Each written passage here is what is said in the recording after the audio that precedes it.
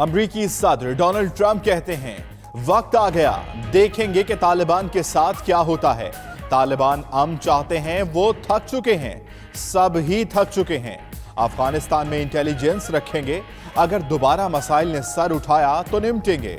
Iraq और शाम से दाइश का 99% खात्मा कर दिया। अमरीकी टीवी को इंटरव्यू।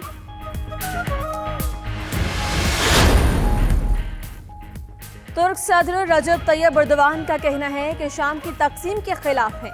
ईरान और रूस को इससे आगाह कर दिया। शाम की इलाकाई सालमियत और सियासी इत्तेहाद को बुनियादी अहमियत देते हैं। ट्रंप दरियाए फरात के किनारे से इनखला का वादा पूरा करें।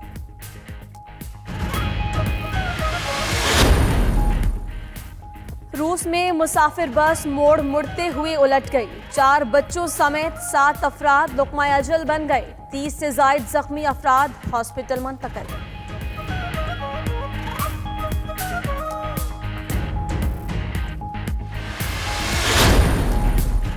पेंटागन हुकाम का मेक्सिको सरहद पर मजीद फौजी तैनात करने का फैसला। फौजियों को 3 माह के लिए तैनात किया जाएगा। तैनाती का मकसद मेक्सिको सरहद के एहलकारों की मदद करना है।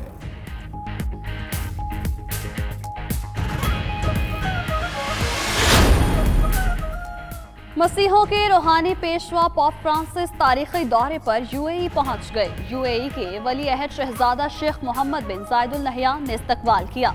पॉप फ्रांसिस बैनुल मज़ाहिब कॉन्फ्रेंस में भी शिरकत करेंगे।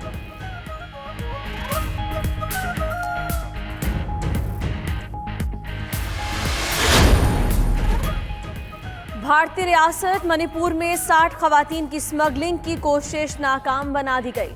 मुश्तबा अफराद गिरफ्तार। खवातीन को म्यांमार की सरहद से खलीजी और दीगर जनूबी एशियाई ममालिक में भेजा जा रहा था।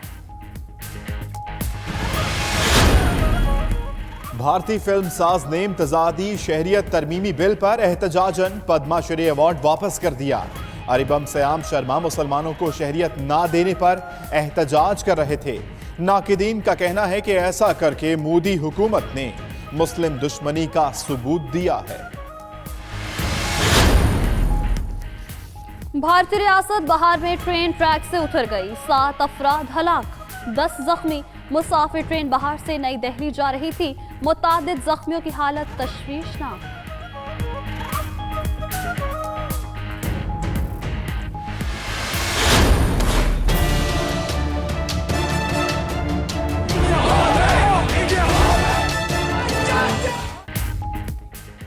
कश्मीरियों को यकजहती का एहसास दिलाना है। भारतीय मुजालिम की तरफ तवज्जो दिलाना है।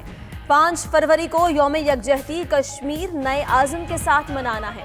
पाकिस्तान और दीगर मुल्कों में रैलियों और तकरीबात को सजाना है। शाह महमूद लंदन पहुंच गए। कश्मीर कॉन्फ्रेंस से खिताब करेंगे। कहते हैं मकबूजा कश्मीर के हालात बिगड़ रहे हैं, मसला मुज़ाकरात से हल करना चाहिए। स्पेन के शहर बार्सिलोना में पाकिस्तानी और कश्मीरी कम्युनिटी की यौम यकजहती कश्मीर के हवाले से रैली। मोदी के खिलाफ और आज़ादी के हक में नारे। गवर्नर हाउस के सामने शुरका ने इंसानी हाथों की जंजीर भी बनाई। भारतीय मजालिम के खिलाफ यूनान की तारीख का सबसे बड़ा एहतजाज। मुजाहिरीन का मजलूम निहत्ते कश्मीरियों के साथ इजहार यकजहती।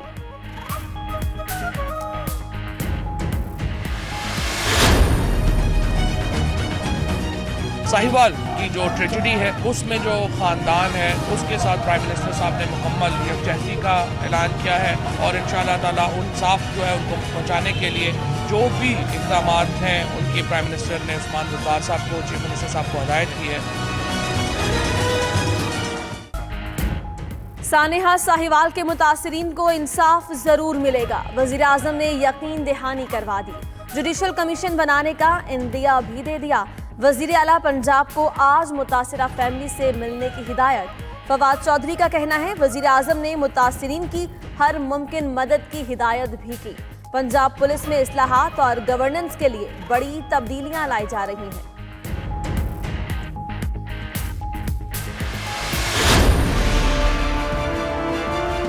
नवाज शरीफ और आसिफ जरदारी का तो आखिरी जो ज़िंदगी का सस्पेंस है वो यही है कि आखिरी ज़िंदगी उन्होंने जेल में गुजारनी है, लंदन में गुजारनी है। ये बात आम आदमी ज़रूर सोचता है कि जब कोई बड़ा आदमी कोई जेल में जाता है तो वो फ़ौरन बीमार भी हो जाता है। नवाज शरीफ और आसिफ जरदारी बाकी उम्र जेल में गुजारेंगे या लंदन में? फवाद चौधरी कहते हैं कोई बड़ा आदमी जेल जाए तो बीमार पड़ जाता है।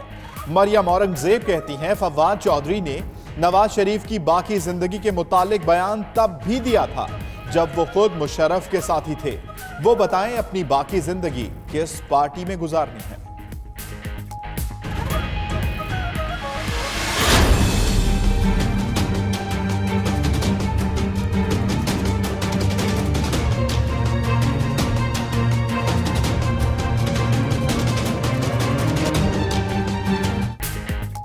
लाहौर के सर्विसेज अस्पताल में नवाज शरीफ का फिर तफसीली तिब्बी मुआयना, ब्लड, यूरिन और रेडियोलॉजी के टेस्ट किए गए। सिटी स्कैन में बाएं गुर्दे में छोटी सी पत्थरी नजर आई। उधर मरियम नवाज, कैप्टन सफदर और जुनैद सफदर ने साबिक वजीर आजम की अयादत की। मरियम वालिद के लिए परहेजी खाना भी लाई।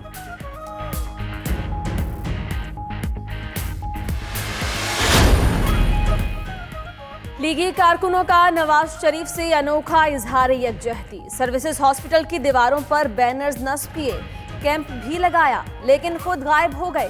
कारकुनों ने नवाज शरीफ के हॉस्पिटल से डिस्चार्ज होने तक बैठने का अहद किया था।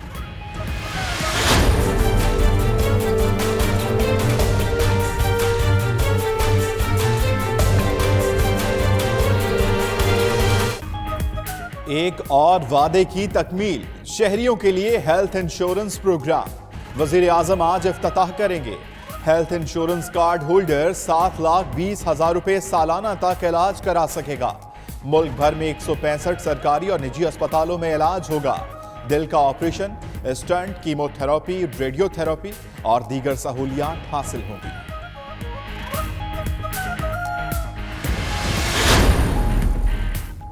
और जाली बैंक अकाउंट्स के खिलाफ तहकीकात। डीजी नैब रावलपिंडी इरफान मंगी की रिपोर्ट आज सुप्रीम कोर्ट में जमा करवाई जाएगी। केस में नैब रावलपिंडी की इब्तदाई रिपोर्ट नैब हेडक्वार्टर्स को मिल गई। अरबों की मनी लॉन्ड्रिंग में मुलव्विस अहम अफराद भी नैब के रडार पर आ गए।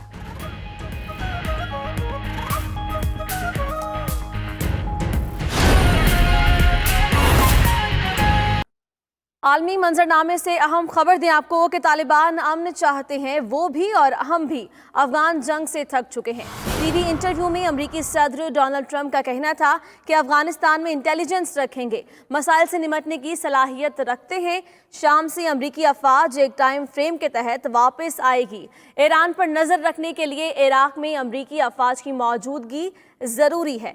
वेनेजुएला में भी अमरीकी अफवाज भेजने का ऑप्शन मौजूद है। अहम खबर से आपको आगाह कर रहे हैं, तालिबान अमन चाहते हैं, वो भी और हम भी अफगान जंग से थक चुके हैं। ये कहना था अमरीकी सदर डोनाल्ड ट्रंप का। मुलाहिजा की इसी पर मजीद बात करते हैं अपने नुमाइंदे खुर्रम शहजाद से। खुर्रम, बताइएगा मजीद क्या कहना था अमरीकी सदर का? जी, स्टेट ऑफ द यूनियन जो अगले हफ्ते हो रहा है, उससे पहले एक अहम और बहुत अहम चीज़ उन्होंने डिस्कस की, जिसके अंदर अफगानिस्तान और सीरिया के मुतल्लिक उन्होंने बात की। अफगानिस्तान से मुतल्लिक उनका ये कहना था कि हम वहाँ पे $50 बिलियन साल का लगा रहे हैं और उसका कोई फायदा नहीं हो रहा, हमारी जानें ज़ाया हो रही हैं। अब हम वक्त आ गया है कि हम वहाँ से निकलें।